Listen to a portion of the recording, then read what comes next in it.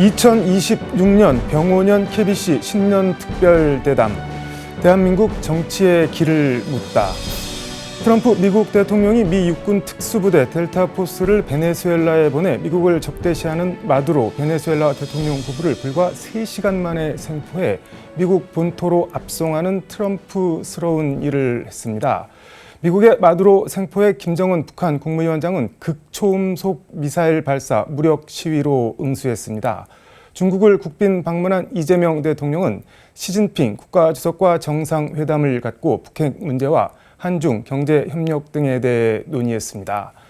KBC 신년 특별대담, 오늘은 김진표 전 국회의장과 함께 어지럽게 돌아가는 해외 정세, 남북관계 복원과 제6공화국을 넘어서 제7공화국으로 개헌 얘기 집중적으로 해보겠습니다.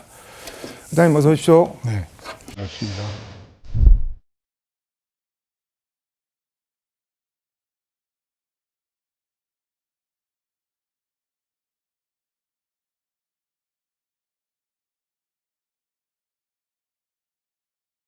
하반기 21대 국회 하반기 국회의장 끝으로 공직에서는 이제 퇴임을 하셨는데 요즘 어떻게 지내고 계신가요? 네, 제가 24년 5월에 50년간의 공직 생활을 국회의장으로 마무리했습니다. 네. 그리고 그해 7월에 글로벌 혁신연구원이라는 네. 연구원을 만들어서 제가 이제 공직 생활을 50년을 네. 했는데 정부에서 30년, 또 정치권에 와서 20년. 네. 그때 쌓은 경험을 그대로 회장시키기보다는 국가나 우리 사회의 미래를 위해서 꼭 필요한 혁신을 함께 만들어가는 방향 제시, 그리고 구체적인 전략 이런 것들을 연구하는 그런 연구원에 만들어서 일하고 있습니다. 뭔가를 쉬시지 않고 계속 하시네요. 네, 그래야 또 건강에도 도움이 되니까요. KBC 시청자들께 새해 인사 말씀 한 말씀 부탁드리겠습니다. 네. KBC 전국의 시청자 여러분 새해 복 많이 받으십시오. 그리고 새해는 더욱 건강하시고 뜻하신 일마다 잘 이루어져서 아주 행복과 보람이 넘치는 그런 한 해가 되시기 바랍니다. 의장님 페이스북 보니까 연말에 정부 대표단 이끌고 투르크메니스탄에서 열린 국제평화와 신뢰의 해 포럼에 국제평화 말씀을 해주셨는데 마두로 대통령, 이게 뭐 체포라는 용어를 쓰면 안 된다고 하는데 뭐라고 단어를 써야 될지 모르겠는데 아무튼 붙잡아서 미국 영토에 데리고 가서 자기네 나라 지금 감옥에 갔다가 넣어놨는데 이걸 어떻게 봐야 되는 건가요? 이것이 제가 보니까 36년 전에 36년 전에 파나마의 노리에가라는 당시 국가의 최고 파나마의 실력자를 똑같은 방법으로 그때도 1월 3일이었습니다.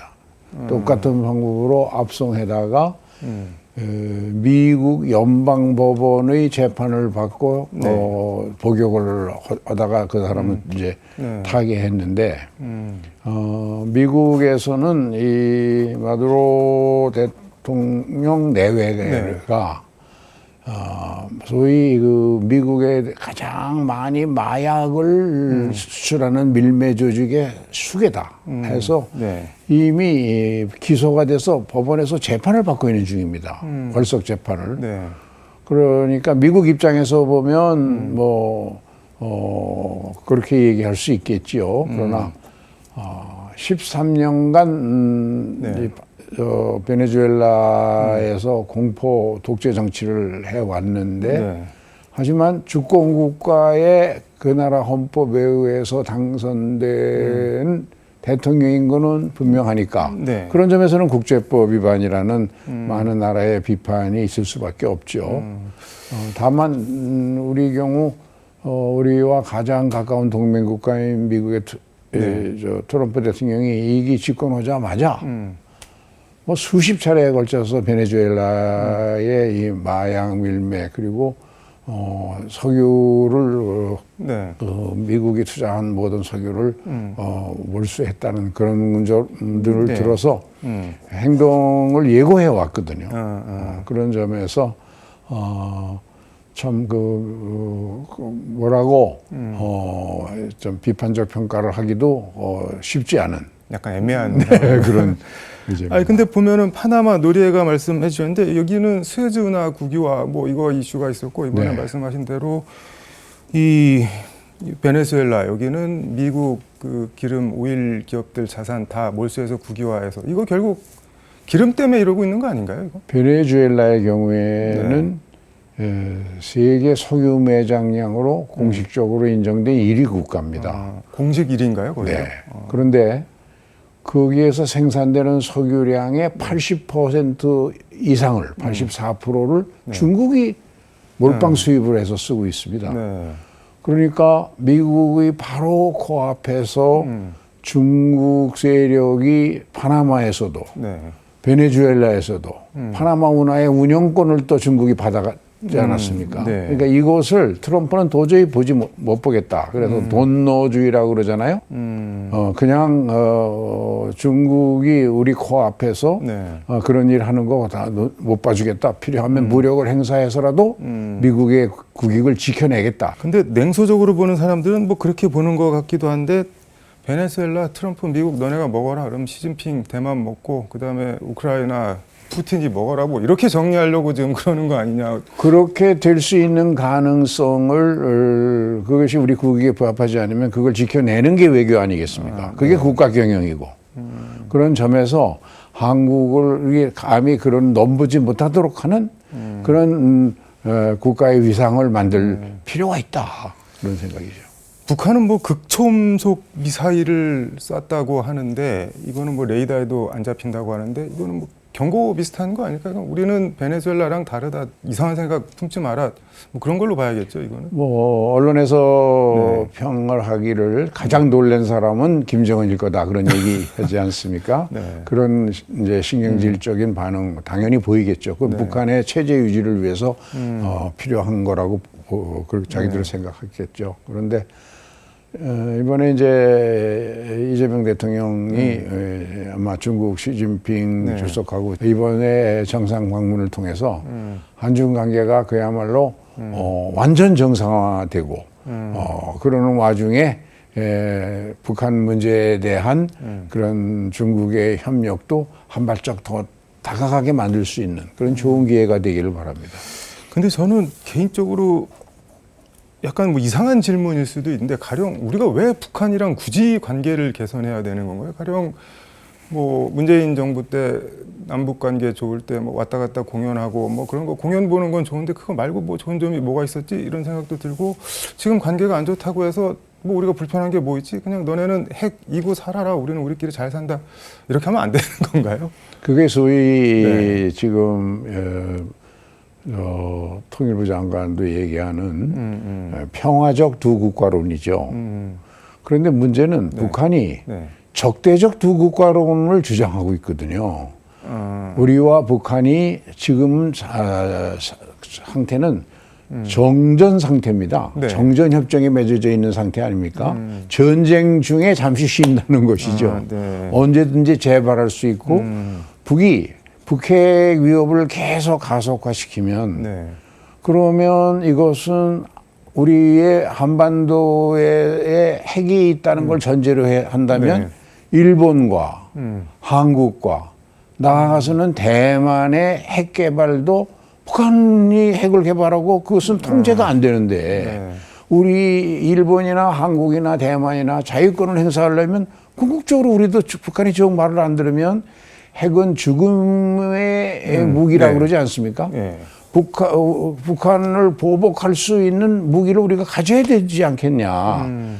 그런 주장을 가능하게 하기 때문에 그러다 보면 그렇게까지 가지 않고 결국 북이 원하는 체제 보장 지금 말씀처럼 평화롭게 돈 나라로 살자.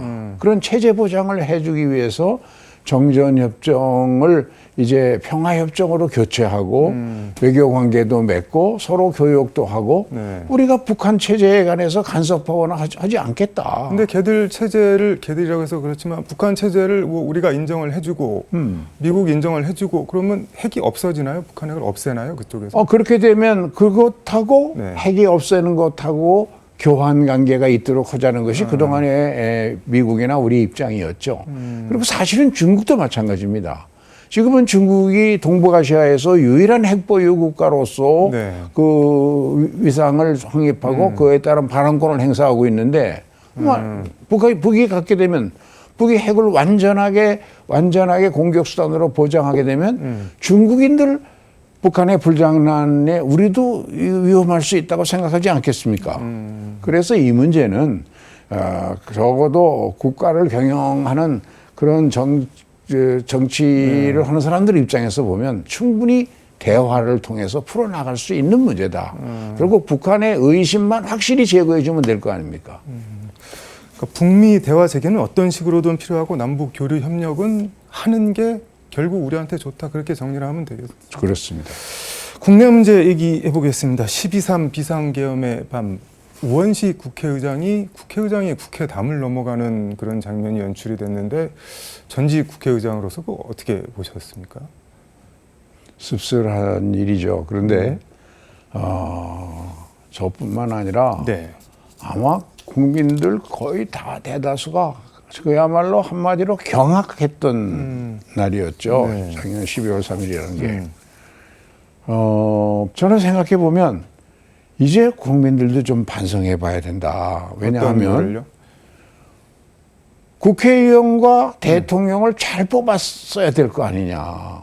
어떻게 국민이 상상도 못하는 그런 비상계엄을 아무리 힘들고 어려워도 비상계엄을 선포해서 문제를 해결하려고 하는 그런 대통령을 뽑았나. 이준석 대표가 양두구육이라고 양머리인 줄 알았더니 계곡이었다 이렇게 얘기를 했잖아요. 몰랐잖아요. 그러니까 이제는 그것 우리 언론도 그렇고 네. 국민도 그렇고 그런 것들을 국민이 모르지 않도록 샅샅이 털어놓고 그런 위험성을 얘기할 수 있는 그런 투명하고 제대로 밝혀지는 정치를 해야 되지. 잘못된 정치 체제가 우리 사회에서 지금 잘못 굴러가고 있고 그렇게 되는 데는 기존 레가시 언론이 영향력을 자꾸 잃어버리고 유튜브 등과 같은 그런 것의 비중이 커지면서 이것이 팬덤화되고 팬덤화되면 팬덤들의 생각은 자기들과 정치적 생각을 같이 하지 않는 사람은 다 없애버려야 할 적이고 이런 극단적인 양극화 정치가 우리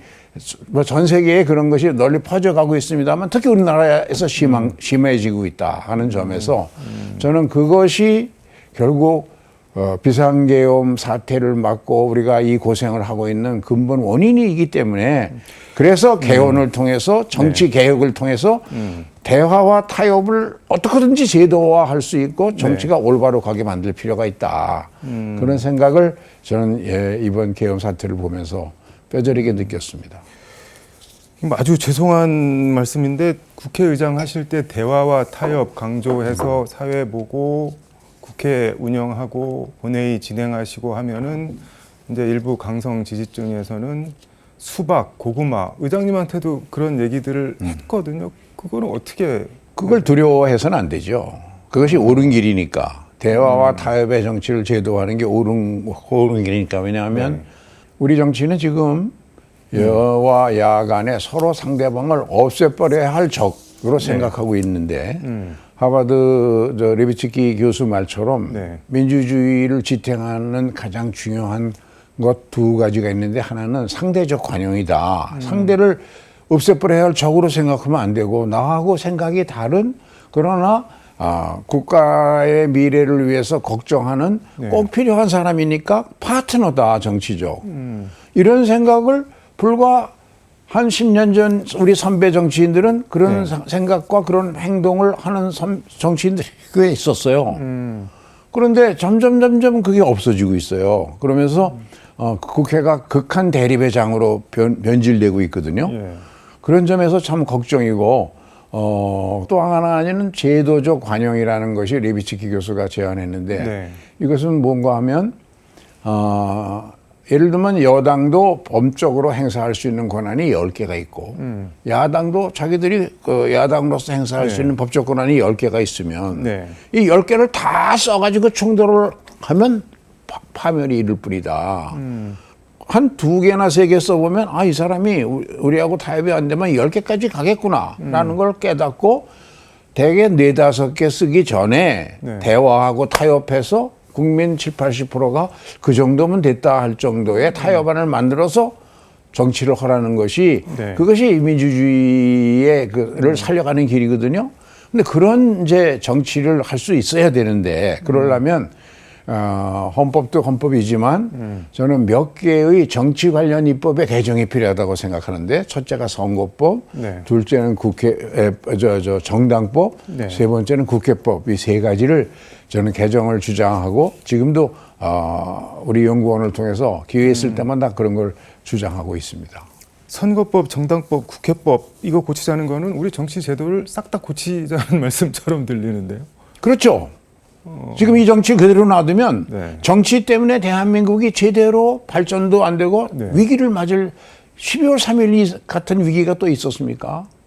그런 위기를 맞을 수가 있다는 것이죠. 그거를 계엄을 한 사람을 우리가 비판을 하고 지탄을 해야지 제도로 이건 제도의 문제니까 저런 그런데 12월 3일에 그런 비상계엄을 한 이유가 어디 있습니까? 그것은 네. 그런 위험한 것을 만들어내지 않게 하려면 네. 대화와 타협이 아무리 언론 환경이 바뀌어도 서로 대화하고 타협하지 않을 수 없도록 선거제도도 네. 또 정당의 운영 시스템도 그리고 국회의 운영 시스템도 개선해야 될 거 아니냐. 왜냐하면 우리 이 세 중에는 네. 굉장히 불합리한 요소를 많이 가지고 있습니다. 현실에 맞지 않은.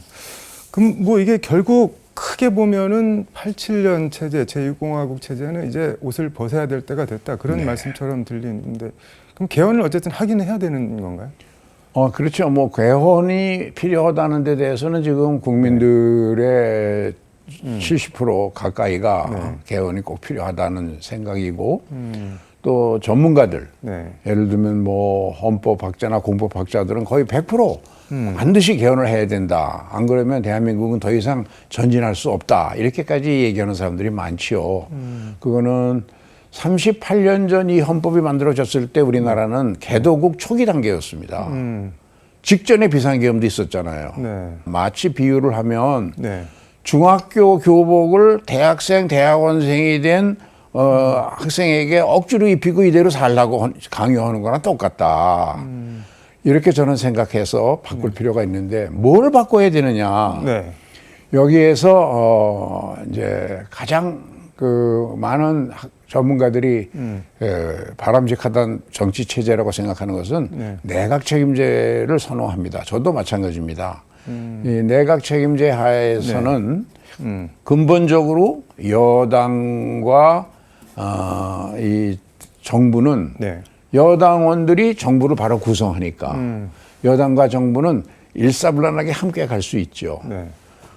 또 국회와 정부는 국회 다수당과 정부는 항상 함께 갑니다.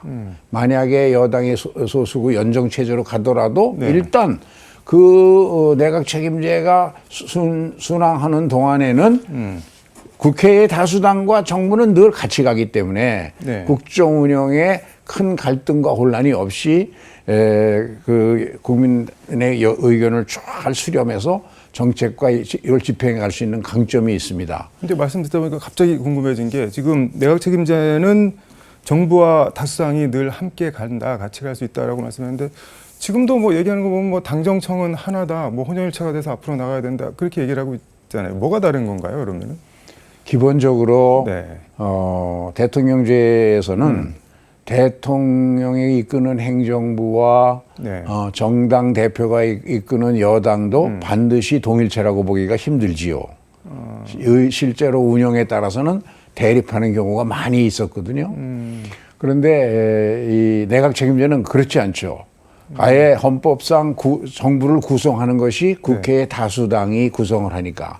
실제 제가 내각 책임제를 하는 나라에 가서 의회가 운영되는 거를 여러 번 봤습니다만은 매일같이 정치가 국회에서 총리와 현 내각 국무위원들과 거기에 카운터파트가 되는 야당의 그걸 섀도우 캐비넷이라고 그러죠. 야당의 총리 후보와 각 부장관 후보들이 똑같은 숫자가 앉아서 모든 국정 현안을 총리가 설명하고 이렇게 해서 예산안에 법안에 반영해 달라고 요청하면 거기에 대해서 찬반 토론을 계속 해나갑니다. 그러니까 국정이 거대 정치 담론에 빠져가지고 표류하는 일이 아주 드물고 구체적인 정책 현안을 가지고 늘 토론하는 그런 정치를 해나가는 장점이 있죠. 근데 문제는 우리나라에서는 지금 당장 대학 책임제로 가기가 힘듭니다. 왜냐하면 하면 난리 날 것 같은데. 왜냐하면 국회를 워낙 불신하니까. 정부 공적 기관 중에 국회를 제일 불신하지 않습니까?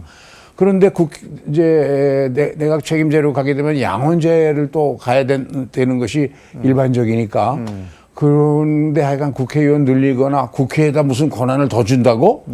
이 나라 망하게 만들려고 그래? 이런 선입견들이 있어서 국회가 좀 더 신뢰를 받을 때까지 이거는 실현시키는 어렵다. 그래서 이원 집정부제 논의도 있고 또 현재 5년 그러나 5년 단임제가 특히 문제가 많으니 너무 국정을 근시한 쪽으로 하고 하니까 이걸 4년 중임제로 하면서 대통령의 비대한 권한을 국회로 좀 옮겨주자.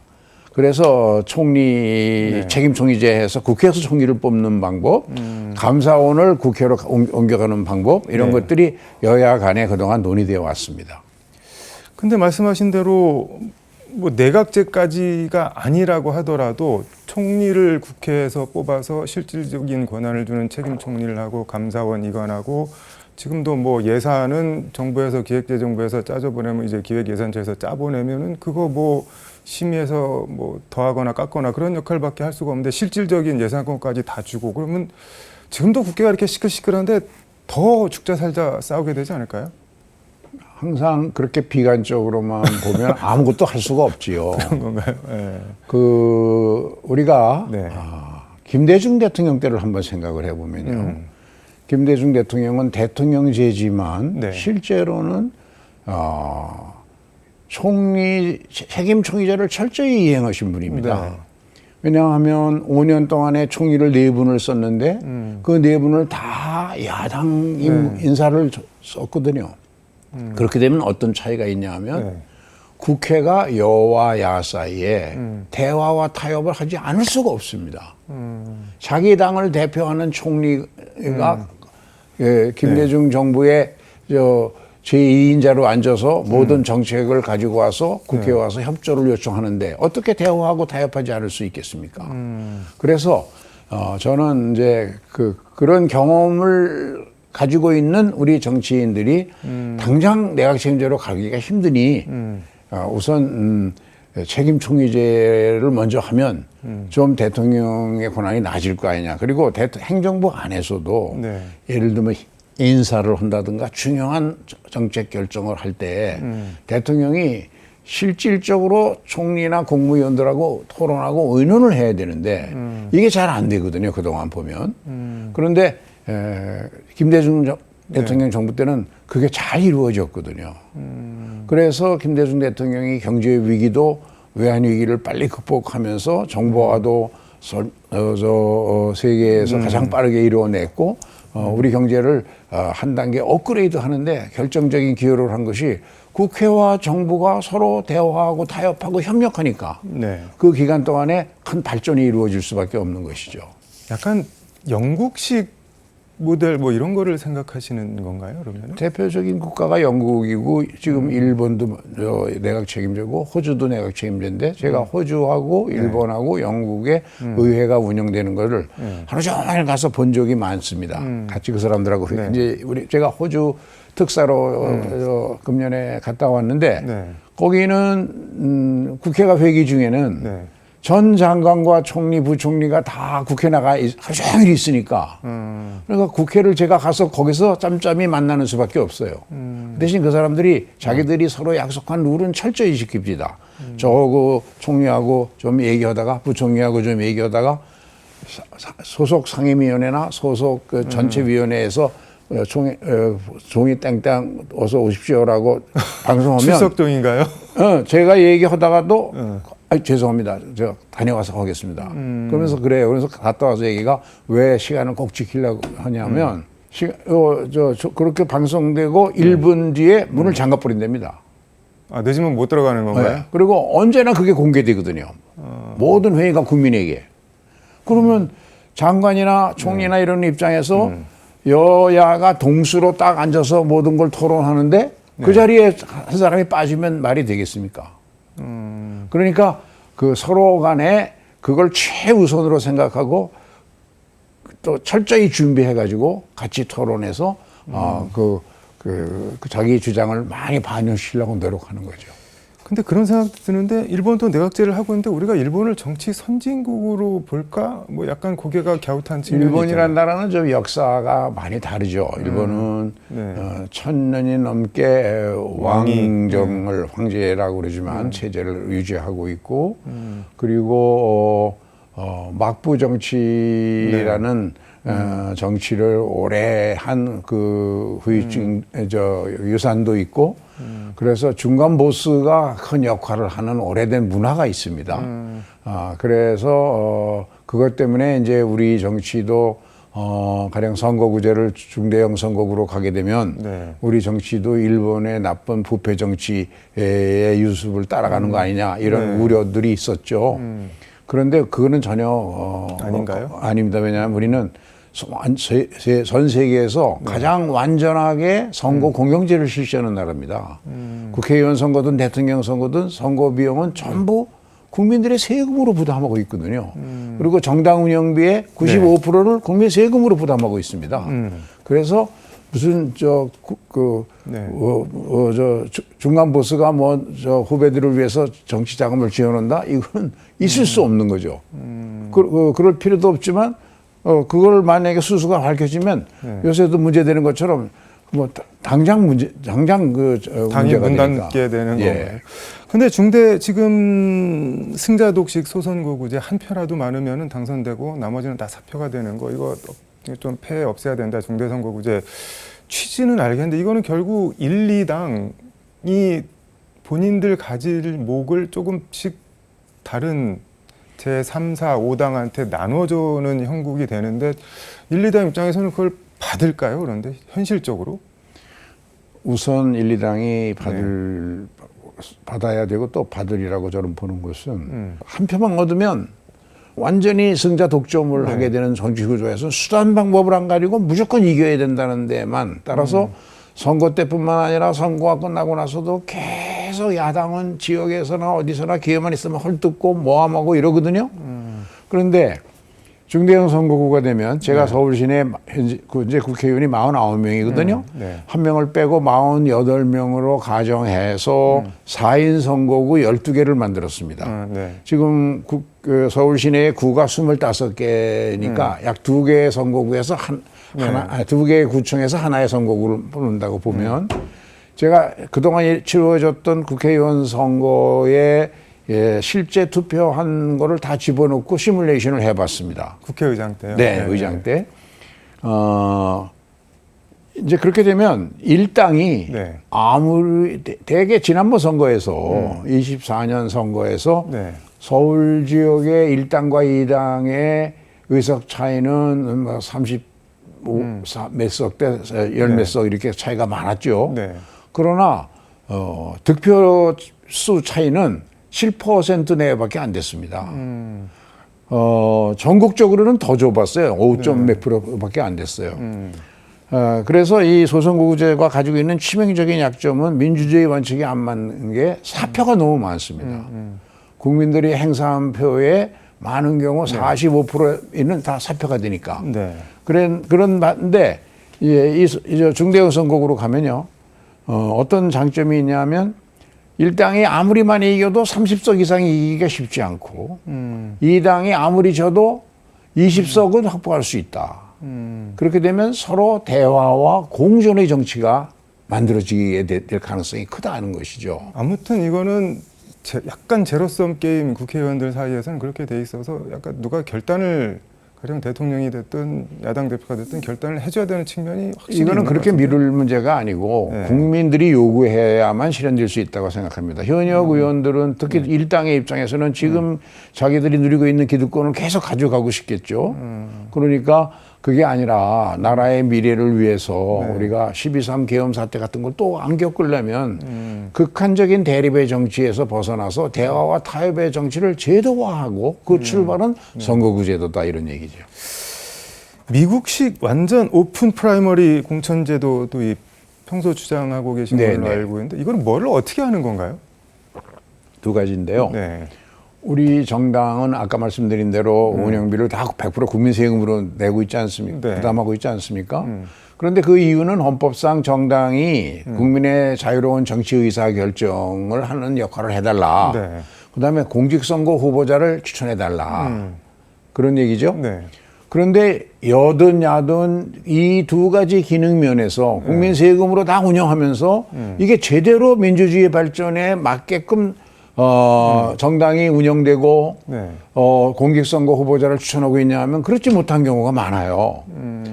그래서 다른 나라들을 쭉 보면 네. 당 대표라는 제도가 있는 나라가 거의 없습니다. 나라다운 나라 중에. 대개 구소련에서 독립한 그런 전체주의 국가 경험을 한 나라들만 그런 제도가 시스템이 있지.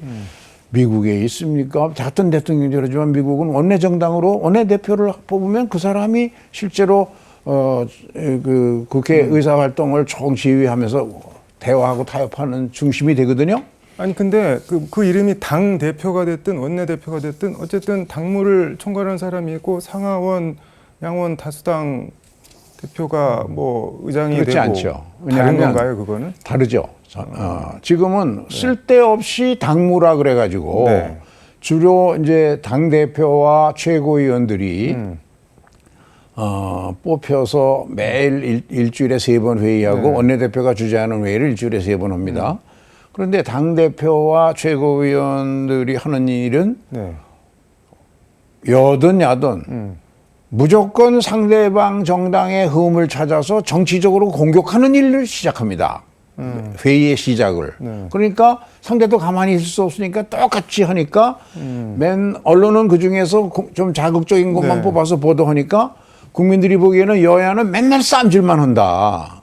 이렇게 점철이 되는 거죠, 정치가. 그게 당대표가 없어지면 없어지는 건가요? 그런데 원내대표가 수반이 되면 미국의 의회를 가면 뭐 우리처럼 어느 정당에 뭐 무슨 약점을 잡아가지고 그걸 공격하는 거로도 하루를 시작하지 않고 우리 위원회, 지금 오늘 가장 중요한 건 우리 위원회에서 이런 법안을 통과시키는데 야당이 좀 협조해달라. 왜냐하면 국민들을 위해서 이게 도움이 된다. 이런 정책을 가지고 원내대표가 이제 당 대표 역할을 하게 되면 거기에 누가 들어가냐면 18개 상임위원회의 간사들이 들어오게 될 거고 아침 회의 때 정책위 의장이 들어오지 않겠습니까? 그러면 싸우더라도 여와야는 본래 서로 의견 대립이 있고 싸워야 되지만 싸우는데 정치적인 걸 갖고 나중에 몇 년 후에 있을 선거 때 표도 얻으려고 공격하고 상대방을 쓰러뜨리는 싸움을 하지 말고 올바른 정책으로 국민의 신뢰를 받기 위한 정책을 가지고 법안과 예산안을 가지고 토론을 해줘야 된다는 것이죠. 법안과 예산을 갖고 토론을 하는 것이 선진국 정치입니다. 그래서 그렇다 보면 언론에서도 그런 것 중에서 골라서 보도를 하는 거니까 싸우는데 이유가 있단 말이죠. 왜 반대하는지, 왜 찬성하는지. 그러면 이유가 있으면 서로 모여서 타협할 수 있지 않습니까? 그러면 한 60, 70%, 80% 국민이 만족하는 안으로 이제 타협이 돼 갖고 통과가 되는 것이죠.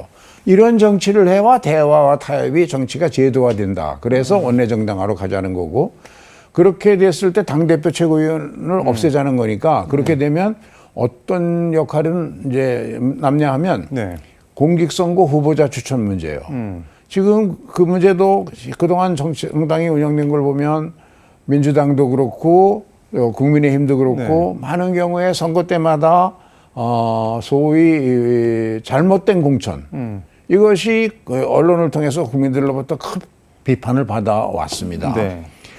그런데 미국식 오픈 프라이머리 제도는 이 공직선거 후보자를 요즘처럼 언론이 발달하고 또 인터넷 언론이 국민들이 다 해서 정보를 다 아는 사회에서는 왜 한 당대표 또는 몇 명 최고위원이 자기들 마음대로 공직선거 후보자를 자격을 임의적으로 만들어서 제안하고 다른 사람은 못 들어오게 하느냐. 왜 자기들이 심사를 해서 그렇죠. 결정을 하느냐. 그걸 국민에게 누가 바로 심사하고 결정을 국민에게 바로 맡기자. 국민이 그걸 어떻게 심사를 할 수가 있나요? 아니죠. 오픈 프라이머리라는 게 뭐냐면 누구든지 예를 들면 로스앤젤레스 시에서 국회의원이 되겠다 그러면 그 시의 A 구역에 나는 국회의원 입후보를 하는 겁니다.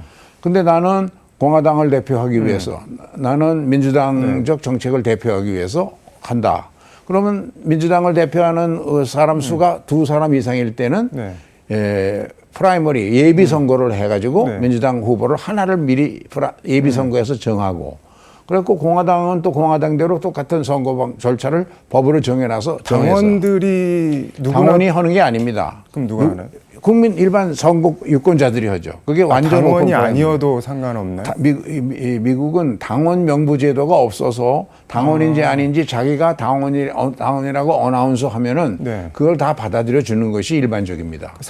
그러면은 그 사실은 제한이 없는 거네요. 없습니다. 그러니까 공직선거에 되고 싶은 사람은 어느 지역에 가서 열심히 자기 선전하고 홍보하고 인터넷으로 문자로 다 직접 다니면서 만나면 그 사람은 괜찮겠다고 생각하는 사람들이 찍어줘서. 근데 거꾸로 그러면 우리나라 같은 경우에 뭐 풍토라고 하긴 이상하지만 가령 제가 공화당인데 민주당 저쪽 사람이 되게 괜찮고 세 보여. 근데 나는 공화당 후보를 당선시키고 싶어. 그러면 민주당 그 분 프라이머리 하는데 가갖고 엉뚱하게 약간 좀 그런 역선택의 위험이 있는 것이 유일한 험인데 그것을 막기 위해서 미국에서는 지역별로 민주당과 공화당의 예비 선거를 같은 날 합니다.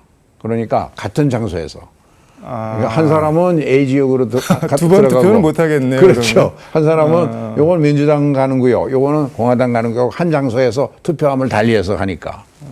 근데 그거는 막을 수 있는 방법이 기술적으로 있을 겁니다만 적어도 한 사람이 자기 당대표나 최고위원들이 인위적으로 선택하는 사람만 공직선거 후보자가 된다? 이거는 헌법의 정신에 오히려 거꾸로 가는 거 아니냐.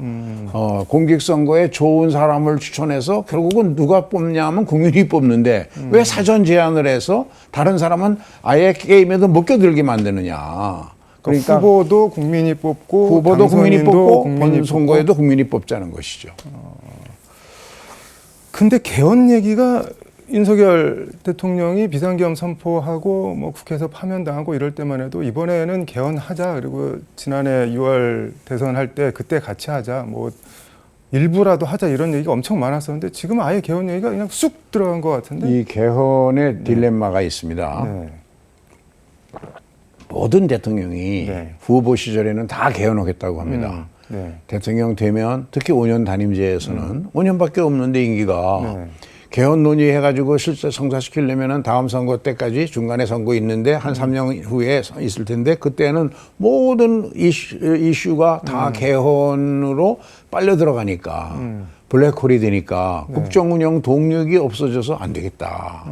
이래서 대통령만 되면 개헌을 입 딱 닫고 안 하거든요. 윤석열 대통령도 마찬가지였죠. 그래서 저는 이게 왜 그럴까 한 걸 의장 때 깊이 있게 생각해보고 토론해봤는데 그 이유는 우리나라의 헌법 개정 절차가 세계에서 유례가 없게 경성 헌법입니다. 힘들게 만들어놨습니다. 국회의원 3분의 2 이상의 찬성이 있는 것으로 대부분의 나라는 끝나는데 우리는 거기에 더하여 국회의원 선거권자 50% 이상이 투표하고 이게 어렵습니다. 그다음에 이제 투표자의 또 과반수가 찬성할 때만 이제 개헌안이 통과가 되거든요. 그런데 우리나라 선거에서 투표율이 50%가 확보되는 것은 대통령 선거와 국회의원 선거뿐이거든요. 지방선거도 많은 지역에서 50%가 안 됩니다. 그런데 그러니까 국회의원 선거나 대통령 선거를 할 때에 개헌안을 발의해서 통과시켜야 되는데 그때마다 여든 야든 이 개헌안을 내가 주장하는 것이 국회의원 선거에 우리한테 불리하지 않을까? 또 상대에게 유리하지 않을까? 이런 걱정을 하게 되고 그래서 못했습니다, 지금까지. 그럼 지금 현실적으로 가능한 옵션은 2028년 총선 내지는 2030년 대선 이때 같이 국민투표를 하는 수밖에 없는데 어떻게 할 수가 있을까요, 그러면? 그래서 제가 이제 네. 그동안 주장했던 것은 정치 메커니즘상 네. 우리나라 현재 우리가 지금 현행 헌법을 그렇게 고치기 힘들게 만들어 놓은 역사적인 이유가 있습니다. 배경이 있죠. 예. 저 박정희, 이승만 두 대통령이 다 자기 임기를 연장해서 3선 하려고 하는 욕심, 그것 때문에 헌법을 고쳐서 개헌했다가 네. 그것 때문에 결국 뜻도 못 이루고 죽음에까지 이르지 않았습니까? 네.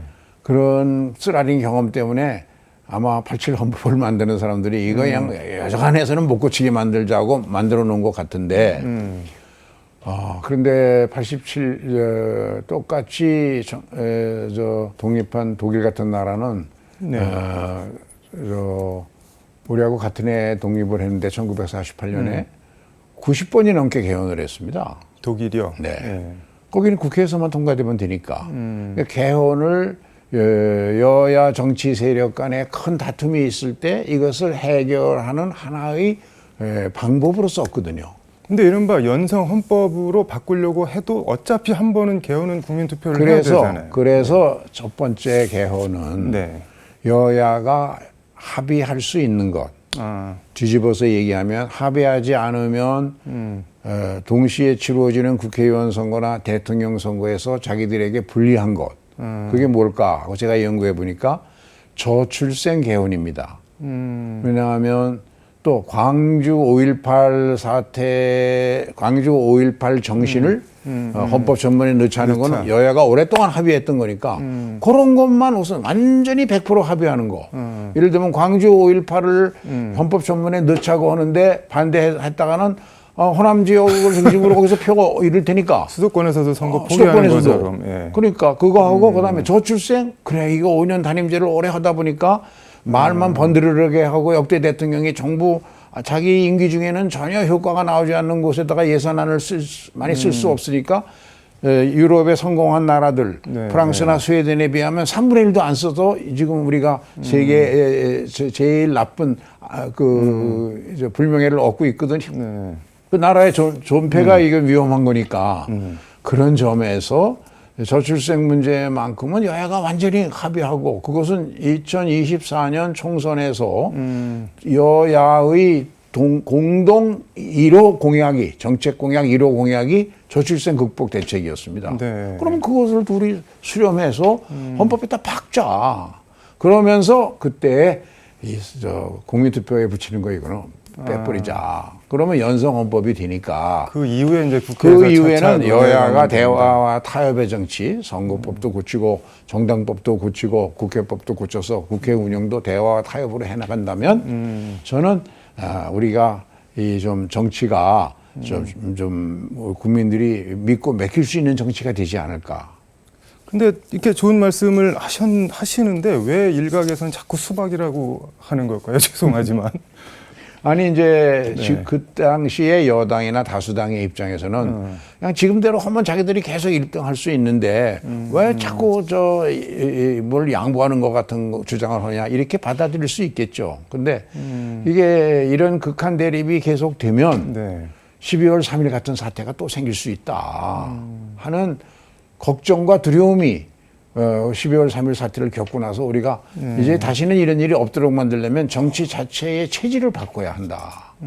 그래서 우리가 민주주의 훈련이 부족하다면 교육을 통해서 민주주의 훈련을 덜 받았다면 제도적으로 개헌과 정치관계의 위법을 고쳐서 제도적으로 대화하고 타협하지 않을 수 없도록 만들어야 될 거 아니냐. 대화와 타협을 제도화하는 노력을 하자는 게 제 주장이죠.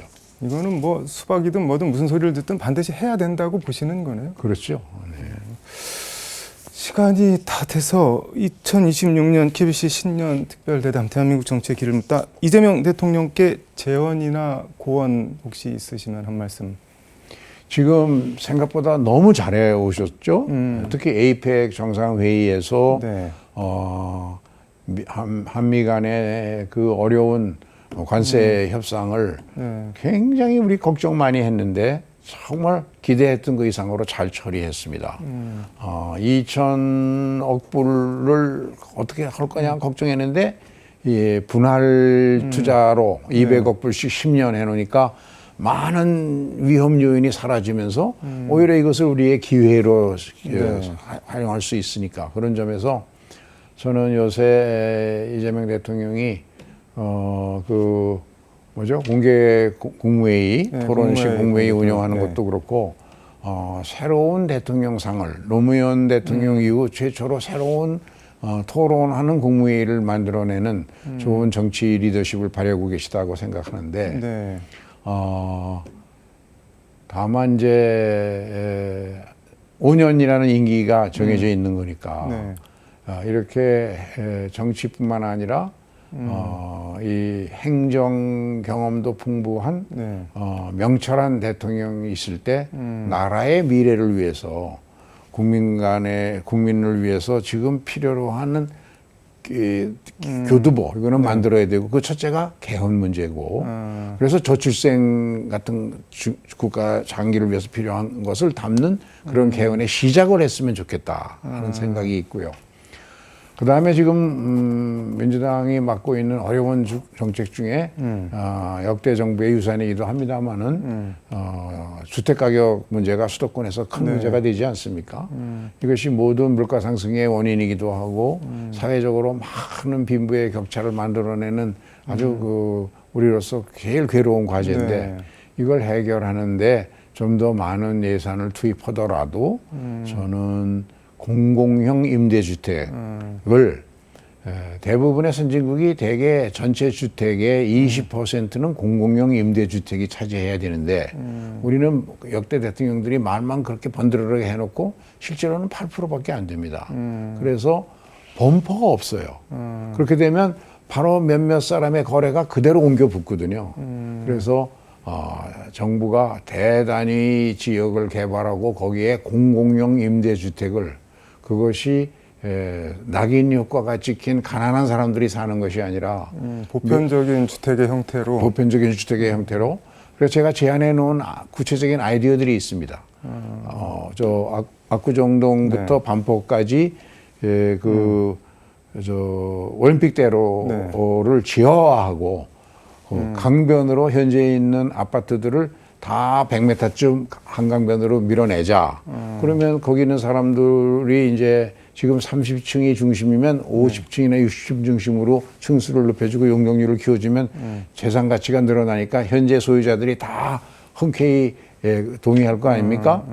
그러면 그렇게 밀어내고 나면 그 땅, 지금 있는 땅에 10만 세대의 공공형 임대주택을 지을 부지가 생깁니다.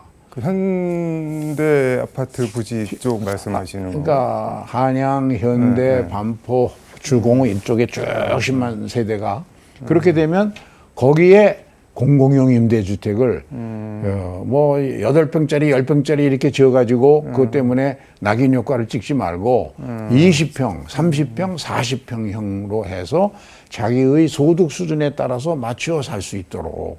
그러면 그 지역은 학군도 좋고 병원도 있고 모든 문화시설, 복지시설이 다 갖춰져 있는 지역이니까 그런 점에서 미국의 맨하탄에 사는 사람을 아무도 빈민이라고 취급하지 않는 것처럼 우리도 그런 서울의 한복판에 그런 임대주택을 단지를 만들 필요가 있습니다.